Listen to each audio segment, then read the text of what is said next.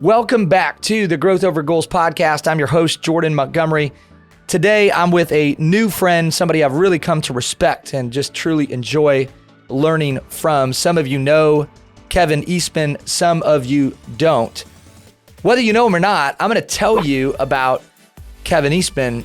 Super excited about today's guest. If you're in the basketball world, you're probably familiar with some of Kevin's background. If you're not in the basketball world, here we go. Kevin is an international speaker to corporate and sports teams. He's taken so much of what he learned on the court and the locker room out to businesses and corporations, doing a big job speaking on stages all across the country.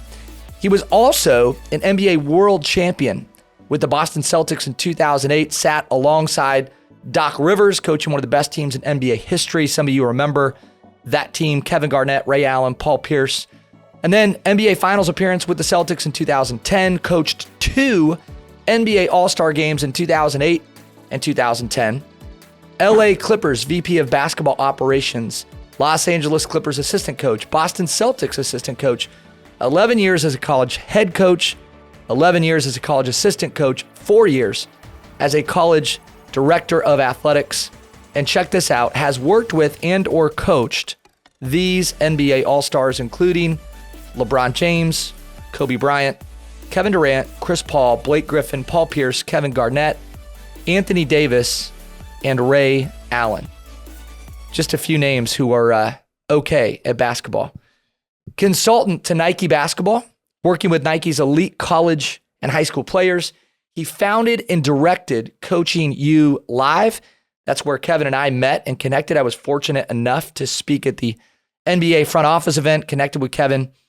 And Kevin, you are also the author of Why the Best Are the Best, 25 Powerful Words that Impact, Inspire, and Define Champions, an Amazon bestseller, amazing read, great book. Kevin Eastman, welcome to the show. Well, thanks, Jordan. I appreciate it. It's kind of funny how these things work. I often say you never know who you're going to meet in life, what you're going to learn from them when you do meet them, and whether or not it will go on from that initial meeting. And just as you said, you're fortunate enough to have met me. I feel the exact same about you, especially when I observed, because one of my personal philosophies is I go through life with big eyes, big ears, and a small mouth, right?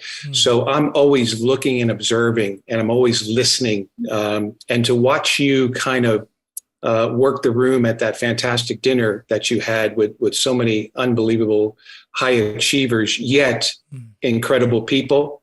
It was something to see. And, sometimes you leave somewhere and you say, I like that guy, even though you don't know him. Like, I like that guy. So that was one of my parting comments when I left the restaurant that evening. So thank you for that. Well, I'm so glad you attended. Yeah, that Dinner of Champions event in Las Vegas. And you just add value wherever you go. And one thing I picked up on this at the Coaching You event.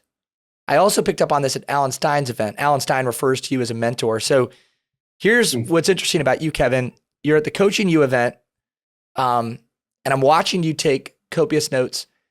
And then you go to Alan Stein's event later that day, and he's technically a mentee of yours. And yet again, you're sitting there next to Fran Fraschilla taking copious notes. You talk about humility in your book. We're going to talk about humility today, but I think one of the things that's been a hallmark trait of your leadership is humility and curiosity. And John Wooden owns the rights to one of my favorite quotes. He says, "It's what you learn after you know it all that counts." And when I think about that quote, I think about you. I think about your leadership and how you continue to learn, to grow. And you being with us today on this podcast is an example of that. So thank you again for being with us. I want to hit you with my first question. You've worked with some of the very best of the best. You've coached 7 Hall of Famers, 31 All-Stars, reaching 2 NBA World Championship finals. And then you won it all with the Boston Celtics in 2008 with Doc Rivers. Share with us any characteristics, habits, or mindsets that set the best apart. Oh gosh, I mean, there's so many things I could go into right now, because the everyone says to me, well, gosh, it must have been so much fun to be at the highest level and to coach in the NBA and to win a world championship. And my response is always the same. Yeah, it was fun, but even more important than that, and even more important to me, was when you're around the best of the best, if you just like go through life with big eyes, big ears, and a small mouth, it's amazing what you will learn. And what I learned is there are commonalities to those who are successful, regardless of occupation, craft, or interest. So I've been on kind of a personal journey for, 50 years. When went back when I was a little kid, I was always curious, like, why did that guy get there and that guy didn't? Why does she hold the VP position and he doesn't?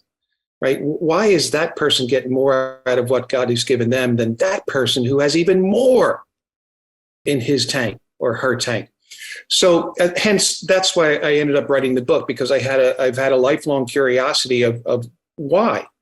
So, I can't go through the whole book, obviously, but there are some things, as soon as you were asking that question, that jumped out.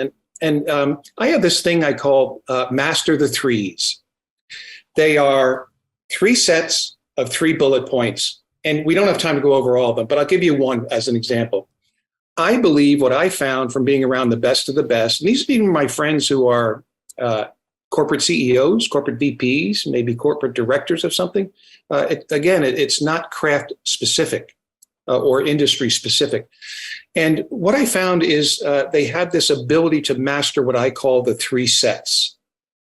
And those 3 sets are skill set, mindset, and reset. Skill set is on the individual person, the individual player, right? Whatever your leader, your coach, your company is asking of you to do, you've got to have the skills and be at the top of your game in those skills to give the best and bring the best to your organization. So the skill set's pretty simple to explain. It's on the individual performer, right? The individual employee. Mindset is all about, kind of your attitude, right? How you go into things. Mindset to me says you have the opportunity to set your mind as soon as you wake up. So what are you going to do, right? People talk about circumstances and attitude, and sometimes you can let your circumstances dictate your attitude. I think the reverse is true. The mindset I try to go through life with is I'm going to make sure my attitude is more powerful than the circumstances with which I am in or I'm going through.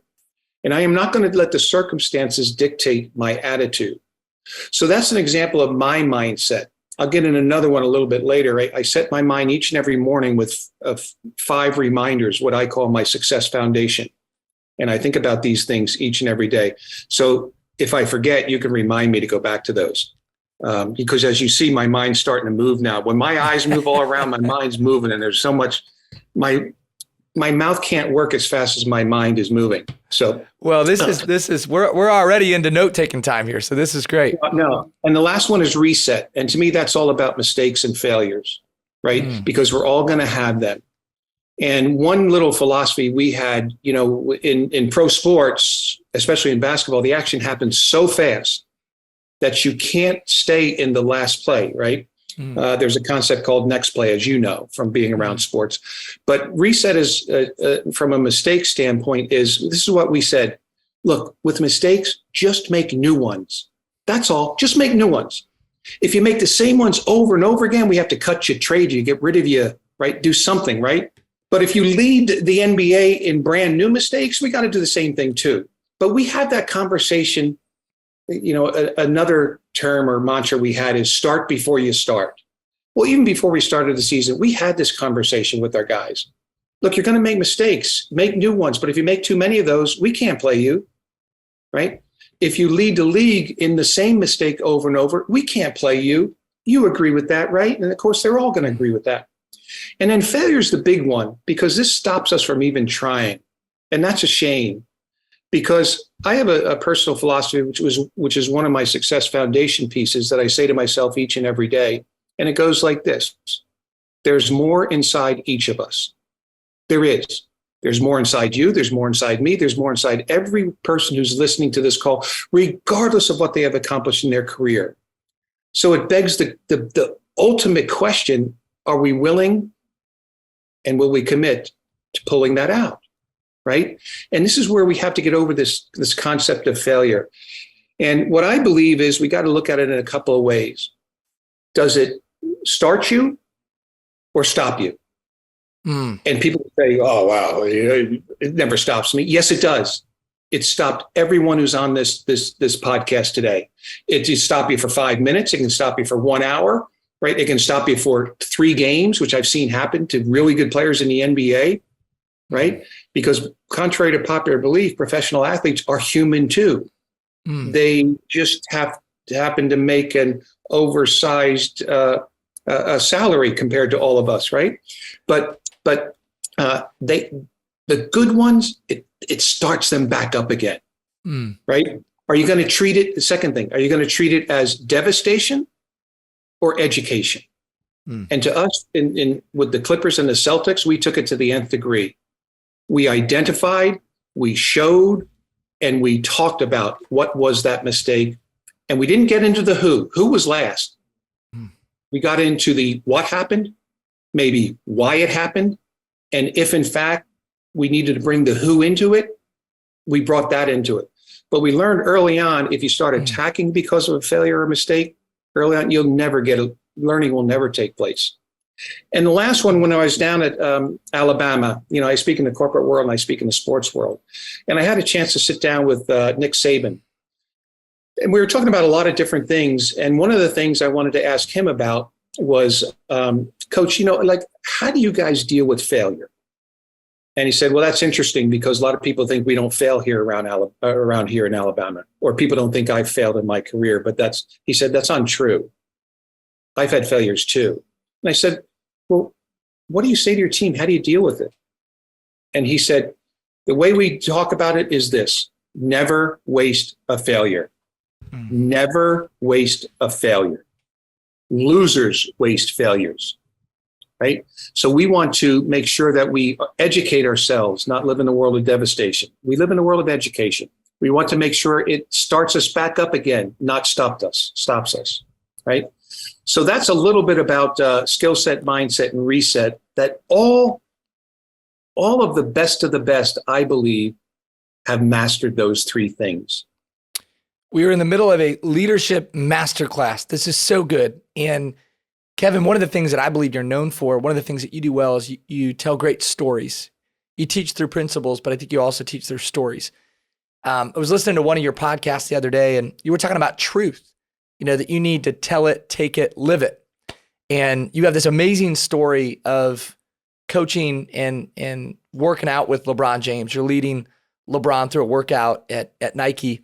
Could you just drop us right into that story as we dive into the topic of sharing the truth? Yeah, well, as my wife Wendy would tell you, Kevin was a little bit different at times when he was on the floor coaching a player than he is this nice guy, in his room in his house here today. So I can't take him exactly onto the floor because I don't use those words anymore. Sure. Suffice it to say, sometimes you have to live in and deal in the environment you are in, if that makes any sense, right? So really the 2 guys that live this word truth, and I should say, the book is about the 25 most powerful words that impact and inspire champions, right? And but here's the difference. Many of these words, people will say, yeah, I know that word, or yeah, I got that word in my vocabulary. But the difference is some people have these words in their vocabulary. Other people live these words. They live these words. And one of them is, I think, the single most important word in all of success, and that's the word truth. Because how can we get to where we want to go unless we know the truth about what we're doing well? Let's keep doing that. But more importantly, what are we not doing well? What's keeping us from reaching our dreams, reaching our goals, reaching the things that we kind of wanted to have reached, when we were a little kid even, right? What's keeping us from that? It's finding out the things that's important, finding out those things. As a matter of fact, what I found with the best of the best, they're okay with you telling them what they're doing well. They get that. thanks, coach. I appreciate that. But please tell me, what can I do to take this team to a higher level? What can I do to take my game to a higher level? They want that end of the truth. Most people don't want that end of the truth. Why? It stings. It turns our ears red. It embarrasses us, right? We never want people to think we're not as good as we say we are. So anyway, the two guys that lived this word the most were, well, there's more than two. I mean, Steph lives it. LeBron lives it. Kevin Garnett, who we coached, lives it. But when I was out at Nike, Nike called a meeting with LeBron and all of his group when he was coming out of high school because they wanted to pitch him on wearing the shoe. So they brought LeBron out, but they said, look, it's going to be a total overall experience. We're not just going to have you in meeting rooms. We'll also have you get some time on the court too, because we know you want to keep working on your skills. So I was called in because at the time I was reputed to be, one of the best skill development guys, in the country. So I went in, but the first thing I asked the Nike people was this: let me ask you something before I come out there, because I want there to be a fit between myself and LeBron. I said, do you think he's willing to hear the truth? And they said, oh, for sure. We know LeBron, he'll whatever you say, he's going to take it. So that was number one, because if the answer to that was no, I'm not sure there was a reason for me to go out. Because if you don't hear the truth, more times than not, you stay at the level you currently are, or you dip a little bit, right? So we get out there, and I always do 5 or 6 minutes of just loosening them up. We do some layups, some easy stuff. I might be joking with them and all that. Then we start to go into the area of the game that he really wanted to work on, and that was shooting. Because at the time, it was so easy for him to get to the rim, just to score close to the basket. And as he went against better and better players, as he climbed this proverbial NBA ladder, right, he had to learn to score from spots away from the basket. So we're starting to work on his shot, and I'm hitting him with passes, and he's shooting. And he may not even remember this, but about 10 minutes into our shooting workout, I said, we got to stop. We got to stop, right? And obviously it begged the question from him, why? I said, look, I've read about you. I've listened to some YouTubes. I know where you want to go. I know that. And I'm assuming that is the truth that you're speaking when you say that. However, we have to start from where we are before we can get to where we want to go. And right now, what I'm seeing, we're continuing to practice a high school shot. High school shots don't work in the NBA. So let's do this. Let's amp this stuff up a little bit. All right. There was the old coach. Sorry, guys. That's great. So let's amp this stuff up and start working out like a pro. And all of a sudden, I wish I was in front of your group because I could show you better than I could say it. But I mean, because you've been there and been on the floor and been on the fields and all that. But I'm passing the ball, I'm rebounding, I'm passing the ball, I'm passing the ball, right? And we're going, and we're sweating, and he's sweating, and I'm probably saying a few words to encourage him that you wouldn't say Sunday afternoon at church. It might be, hey, that's effing not good enough. It's not. Let's go. Come on. So all of a sudden, what was supposed to be 45 minutes in the gym ended up being 90. And unbeknownst to us, because we were late, all of the higher ups at Nike, all of them, right? Except for Phil Knight, but everyone underneath Phil were in the stands watching. And as soon as we were done, I didn't even notice it because, you get consumed in the environment. And I turn and we're walking off the floor, and I first see all those guys, and I'm thinking, I do not want to hear that we just wasted 45 minutes of their meetings, right? But what I really wanted to do was to put my arm around LeBron, because as leaders, we can do one of three things. We can get in front of our people and pull them forward. Sometimes we need to do that. We can get behind our people and push them forward. Sometimes you have to do that. But I think what people and especially athletes, what they need today is not only those two things. I think sometimes you need to get shoulder to shoulder, put an arm around somebody and walk with them. So that's what I decided to do at that moment. And I said, hey, Brian, I got to tell you, I'm a little, I want to apologize for getting on you that hard. And he said something to me that was so simple yet so profound. And average people will find this as simple. Successful and high achievers will find this as profound as I did, right? And he said, Coach, I just want to know everything I need to know to get better. And it hit me that night, right? You see, because what I do is when I hear things, I try and extrapolate them out.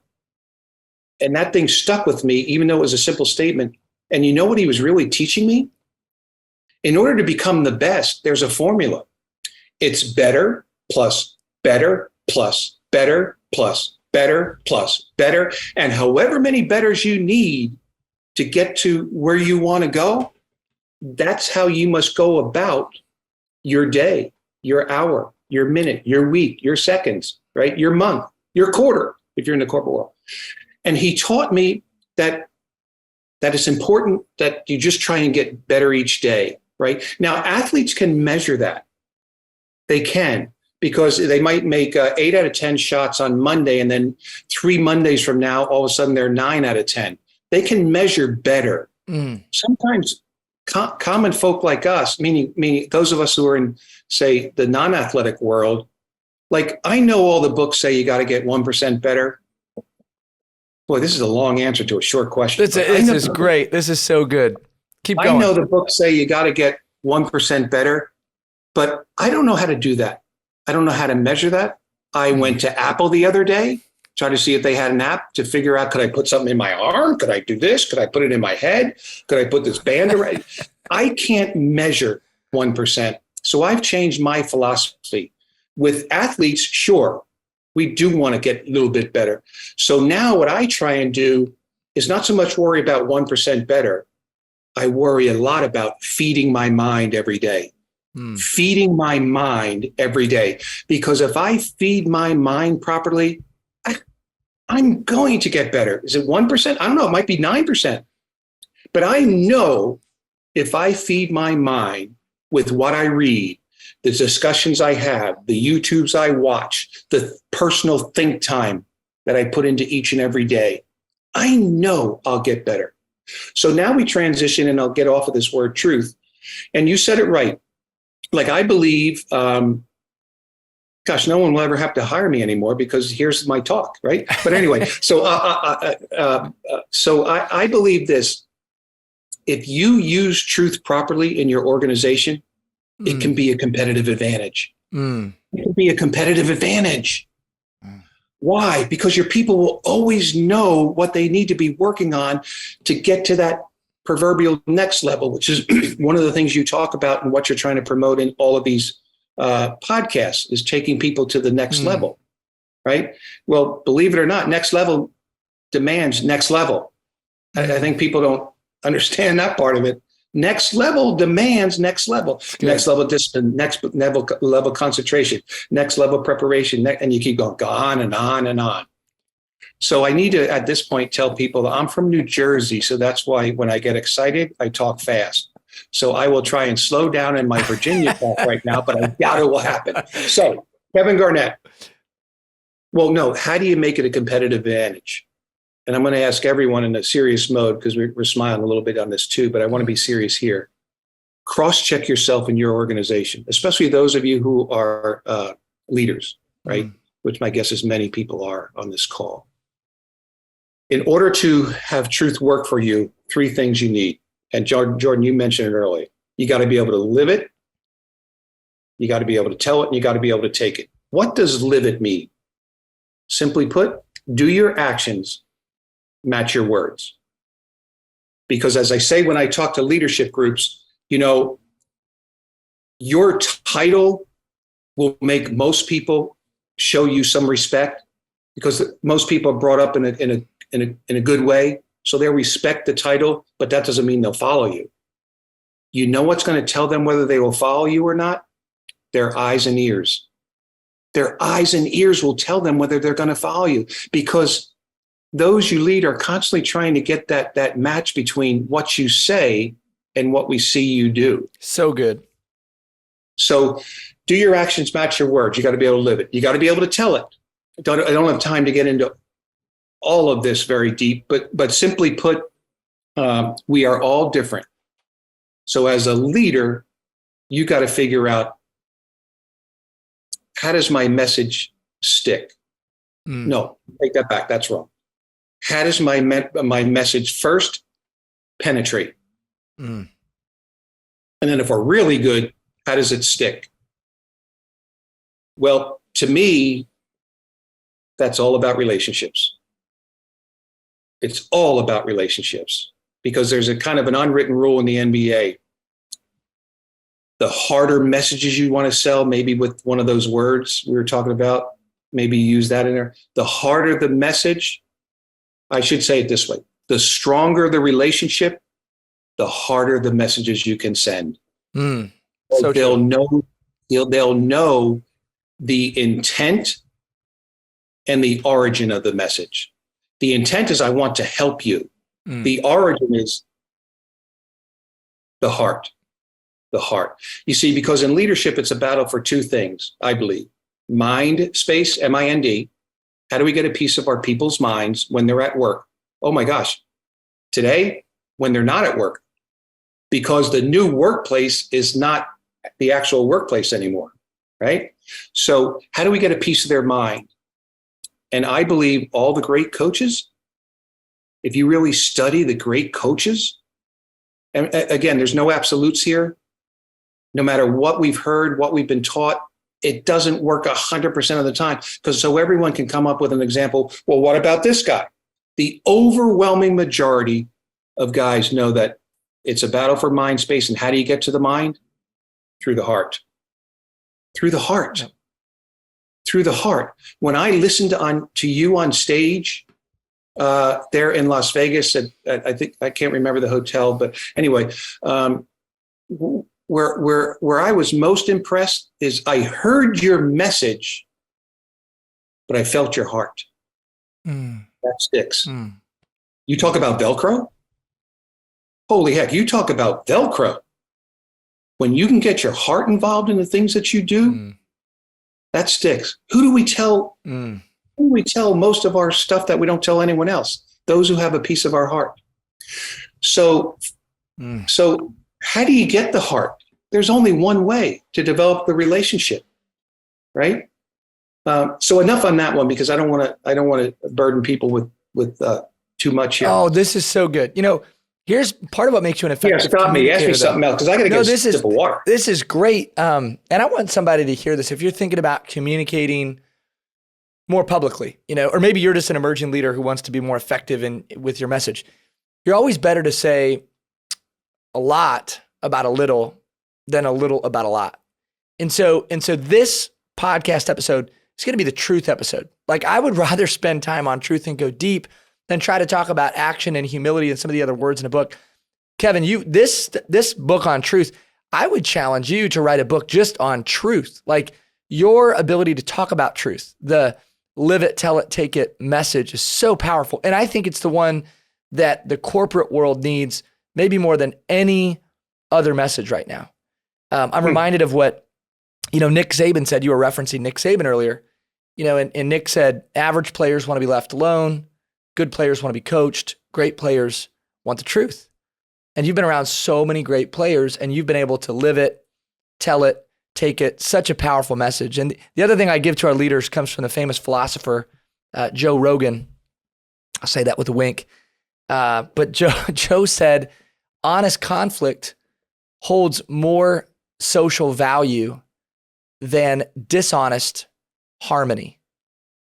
Honest conflict holds more social value than dishonest harmony. So I want you to take us, we're actually going to stay with truth. And I want you to take us inside the locker room. Like, so here you are, you're working with, coaching with the Celtics. And this is a world championship organization, but some said at the beginning of that season, it wasn't. In other words, you didn't necessarily have all the pieces. You had the big three, right? You had Kevin Garnett, Paul Pierce, Ray Allen. You had a good coaching staff, but some of the other pieces were in question. It was sort of a new team that hadn't played together a lot. Talk to us, like when you and Doc Rivers approached this team at the beginning of the season. I know you have some cool stories about this too. What was the initial message? How did you deal with the truth? Big egos, major contracts. How do you break through and allow those guys to believe that they can win a world championship? Well, a couple of things. Get me back to that question, because I already know I'm going like somewhere else. But you mentioned Nick Saban and the three little bullet points he said to his team.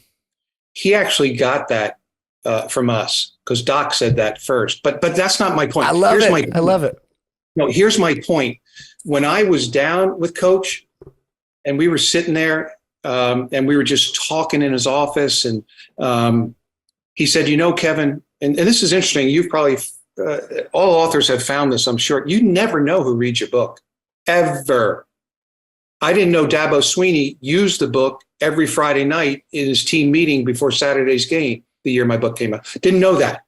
John Gordon, a mutual friend of ours, told me that. Or maybe Dabo told me. But anyway, well, with Coach, it's the same thing. He said, Kevin, all of us as leaders, as coaches, for the most part, we say the same things.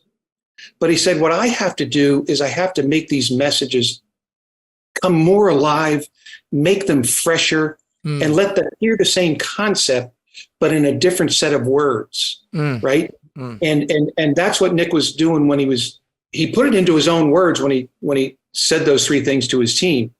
But those things apply in the corporate world too. You think about it. No average question. employees, they want to be left alone. The ones who are good and they want to do a good job, they kind of do want to be led. But the ones who really want to excel, they know there's only one way. They need to hear the truth.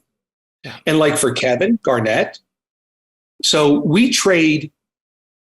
I promise people I will get to that question in 3 hours. But because your questions are taking me all over, we should just go somewhere in this middle of the country. We'll both sit on a stage. Whoever wants to listen, come on, and we'll do it. Hey, I'm in. Count me in. But so we trade 6 players and 2 draft picks for Kevin Garnett. That's 8 of our players. 8 of the 13 we traded for him, right? And why? Because he's so talented in ways that impact winning. Not just talented on skills, talented also in more importantly in the ways that impact winning, right? And he's a culture changer. He's one of the few in sports who can change a culture just by how he acts, the work he puts in, the we call it teamness, the teamness that is about him, right? So when we traded for Kevin, we had his press conference, and he wanted to meet after the press conference. And he told Doc, look, I just need to meet with you. It's only going to be about a 3-minute meeting. We're like, 3 minutes? Like, what is this? And so, I was kind of breaking into the NBA at the time and all that. I'd only been in a couple of years, and I was thinking, man, this is the NBA. Players don't call meetings. Coaches call meetings. Dang it. Coaches call meetings. So Wendy, my wife, said, are you sure? So I said, I don't know. Let me Google it. So I went on Google and I said, can an NBA player call a meeting with a coach? And the response was, if the player's as good as Kevin Garnett, yes. Anybody else? No. Right? So we took the meeting. And here on, going from kind of smiling to serious again, here's what Kevin wanted to meet on. He sat in front of, in particular, Doc, and he looked Doc right in the eye. And he said, Doc, I need you to do one thing for me. One thing. I just need one thing out of you. Just one thing, Doc. And after about 17 one things, Doc said, okay, Kev, like, what is it? He said, Doc, I got to tell you, again, if I was in front of your group here, it'd be better because they could actually see how Kevin is. But he does this God, I got to tell you, man, I just got to say, you guys need to do one thing to me. Doc said, okay, Kevin, tell us, what is that one thing? He said, you got to tell me the truth. You have to tell me the truth because, Doc, I have blind spots. And those blind spots prevent me from seeing everything I need to see for us to get to where we want to go. But the more you tell me the truth, the more those blind spots go away. The more those blind spots go away, the more I can see. The more I can see, the more I can do. The more I can do, the more I can help. The more I can help, the more I can get this team to where you guys want it to go. So you got to tell me the truth. Now, some people will say, you got to make sure you go in and ask your coach to tell you the truth. No, best of the best, they ain't asking. They ain't asking. They're demanding you tell them. It's good. It's good. Right? So it's good. That was kind of the LeBron and the Kevin. So getting back, you got to be able to live it, tell it, right? And there's a lot of communication things that we won't talk about now, but that go into the tell part, right? Because as I always say, a message is only a message if it's received and acted upon. Otherwise, it's just words coming out of your mouth. So good. Or in Kevin Garnett's case, it's some spit coming out with those words, right? Because it's so intense, right? And then you got to be able to take it. And my feeling on this is that we've all been lied to. We have been kind of taught that the truth hurts. I totally disagree with that. Totally, right? I believe the truth helps. Now, I'll give you that it stings a little bit to hear it. I'll give you that it may turn our face and neck red because we're embarrassed. I'll give you that it might put a chink in my armor for a little bit. But for me to get to where I want to go, I got to know that. Because if all I know is the things I'm doing well right now, that probably is going to keep me at that same level if I'm a hard worker. But that proverbial next step, it needs next level truth. And I'm going to say what I said earlier, because I don't know if people will, this is really important that I learn from these guys. Next level demands next level. To get to the next level, you have to live in the mindset of next level. And that's, it's your standards, right? Which is one of the words in the books, right? Your standards, to me, your standards are your personal daily resume. They are. When you send an email, in essence, that's your resume, right? Because they're seeing, 17 unspelled words, no grammar, no nothing, right? They have a chance to make a choice and an impression that they get of you, right? And what we always say about standards relative to next level is, look, let's say I'm in front of the team. You take us into the locker room. We had this conversation. Look, guys, we want to play to a high standard. I've heard you guys talk about standards and how important they are, but we got to understand this. Guys, we got to make this decision now. We have to make this decision. Are we willing to commit to live up to these standards, or are we going to make a personal choice to dip down to a lower standard? What is it, guys? What is it? Come on, man. What is it? Kev, what is it? Ray, what is it? All right. Well, Coach, we're gonna live up to these things. Okay, then let's define what our standards are. And then we don't have time for that, but we actually had a 10 or 12 point bullet form on our standards that they came up with. One of them was no excuses. That's a standard, right? Because we all know that today people blame a lot, people play the victim, and they make excuses. Well, you can't win championships if that's a pervasive mindset amongst your group. Yep. Right? Yep. So I don't even know what the other question was, but sorry about that. Well, this is how you know it's a really great podcast episode in conversation. I really mean this. When we step into a podcast conversation, you have all your, and you know this, Kevin, you got all your questions sort of laid out, and you've done your prep and you've done your homework, and you don't get to a majority of them. That's how you know it's a good conversation. Because we're going deep here again on, and I want to challenge you to I don't know if it's a book. You said maybe you're going to write another book. I hope I'm not letting cat out of the bag too soon. But your content on truth, this message is the message, I think, especially in corporate America, that people need to hear. Craig Rochelle said this, because here's why. Craig Rochelle said this to me. He said, truth trumps flattery. And, in the sports world, you grew up playing sports, you realize there's always going to be a coach. There's always going to be somebody that's challenging you, pushing you. It's a competitive environment. And so I think the spirit of challenge is assumed. In the corporate world, I don't know that the spirit of challenge is always, in fact, you ask how many leaders, how many coaches do you have? Well, I got one. Or, the average Olympic athlete has 7 coaches.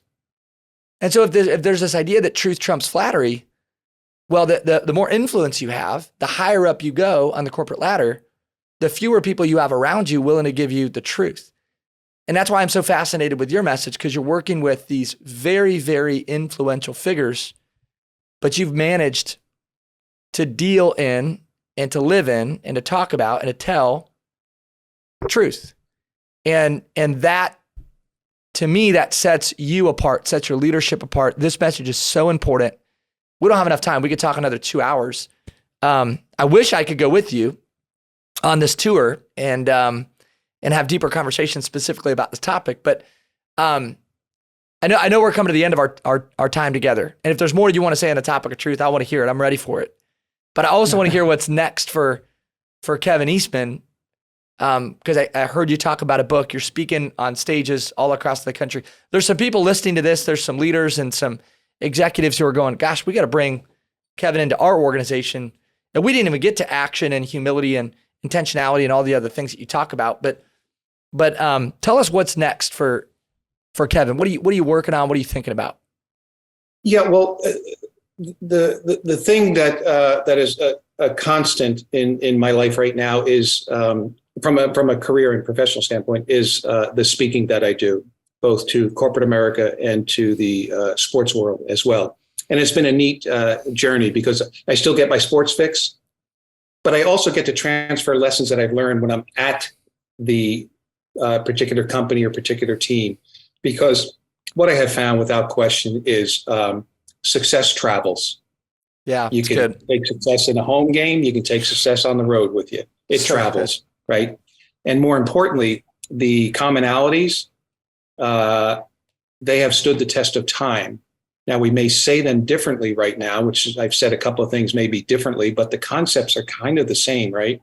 But for me, dealing with all of this stuff about when you speak and talking to teams and being in locker rooms, it's not about the message you send. It's about the message that is received and acted upon. We said earlier. So for me, I'm on a constant search for better word choice and better way to say things.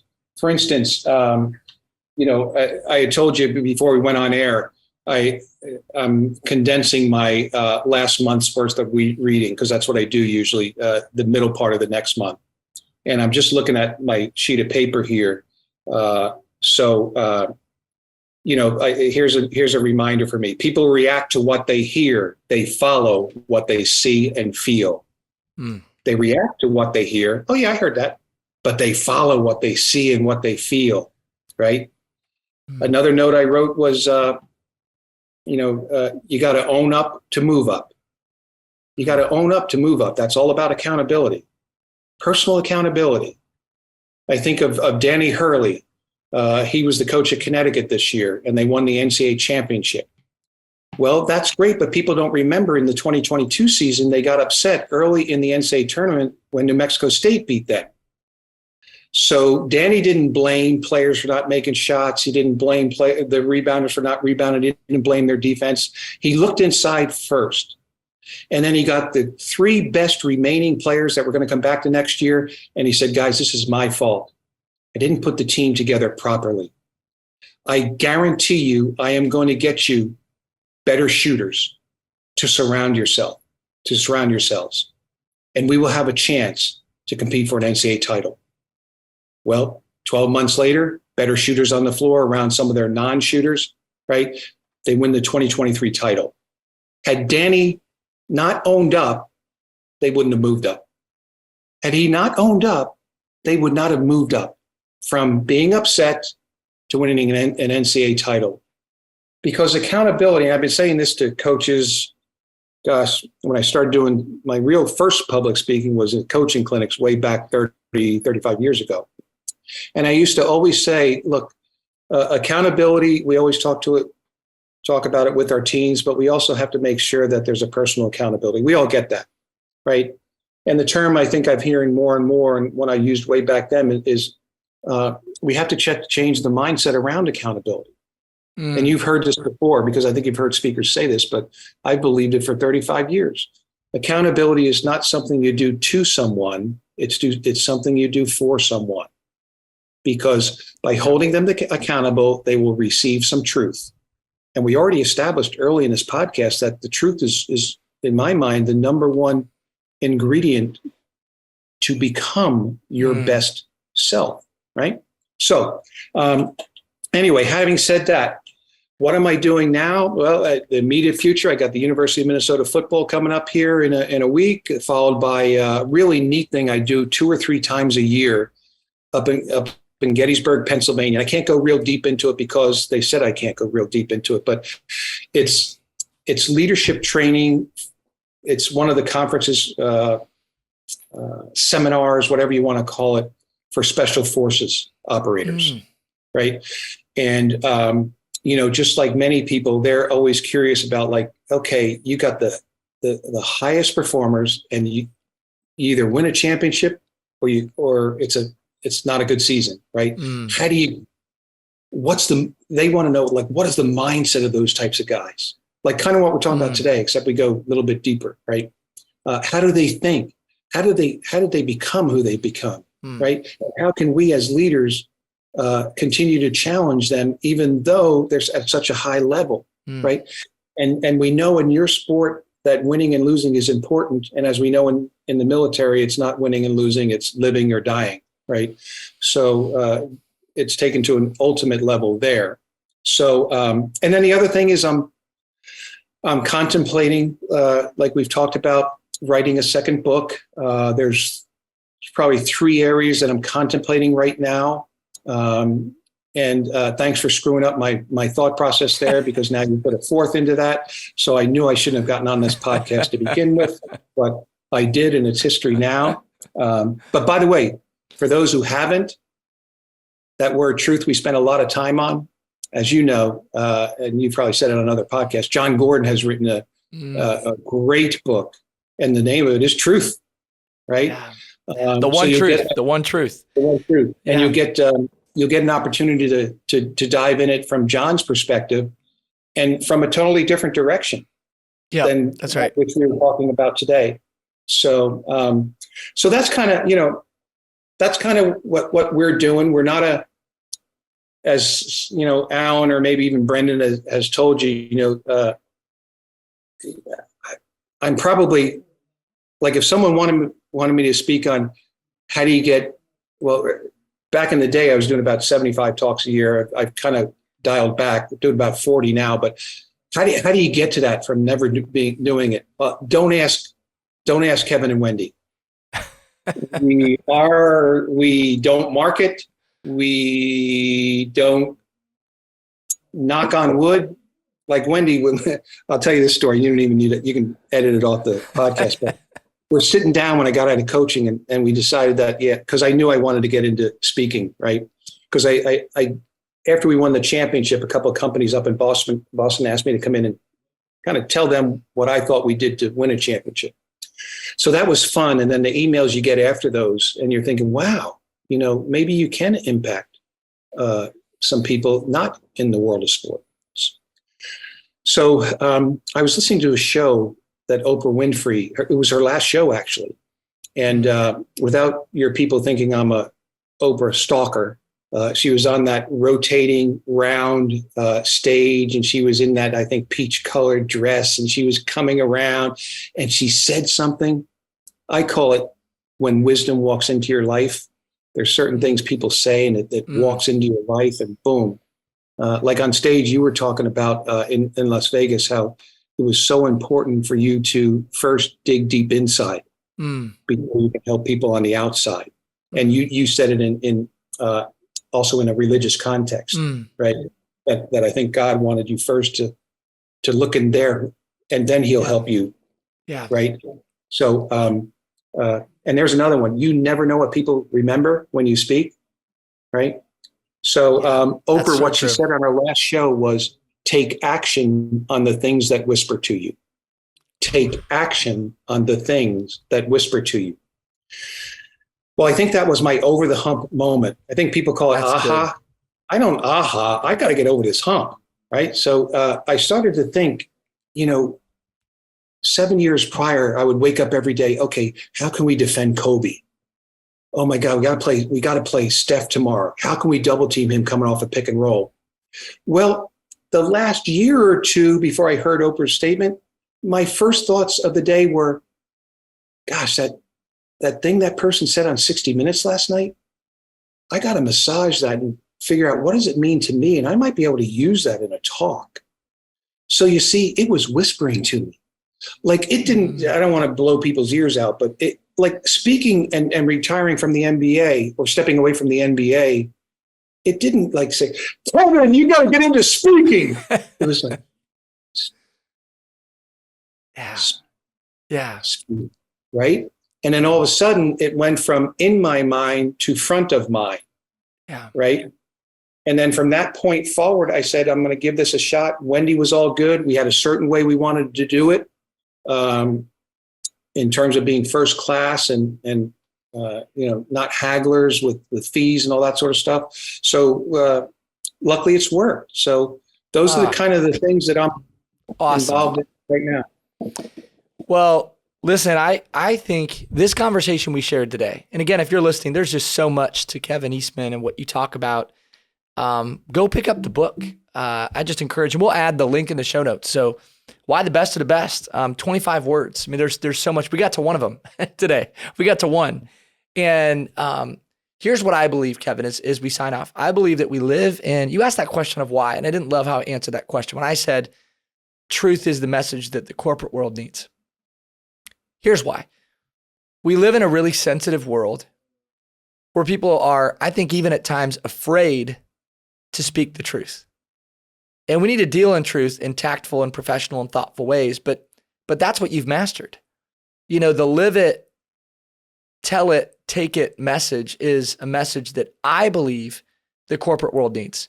So you and I can talk about that more offline, but that's just my challenge to you. That's my encouragement to you, is to run with that. And I don't know if it's a master class or if it's just a new talk that you give and I know you're talking about truth all the time, or if that's a new book, but that is such a powerful message. And the truth is, you're a gift. This was a leadership masterclass. You are a living, breathing leadership masterclass. This was such a delight today. I just say that with as much sincerity as I can say it with. This was a delight. It was an honor to have you on the show. It was an honor to have you in the back of the room when I was speaking at an event, watching you take notes. Here's somebody who's coached in the NBA for years and led at the highest level in the world of sports. It was a delight to watch you take notes as you listen to a mentee of yours, you know, many years your junior, less experience, hasn't been in the same rooms that you've been in. And there's this paradox of education. You know, the more you learn, the more you realize you don't know. And you're living that out.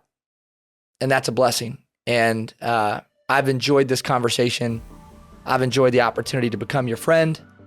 And I'm behind you. And I'm rooting for you. And I look forward to just connecting further and for more conversation.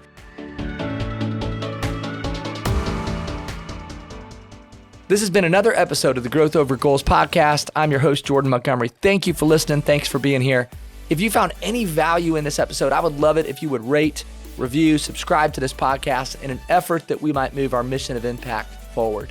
I also want to say thank you to our producers, John Choate and James Roth of Storyline Multimedia, for all of the work that they do behind the scenes to make this podcast go. Be well, be great. Have a wonderful day.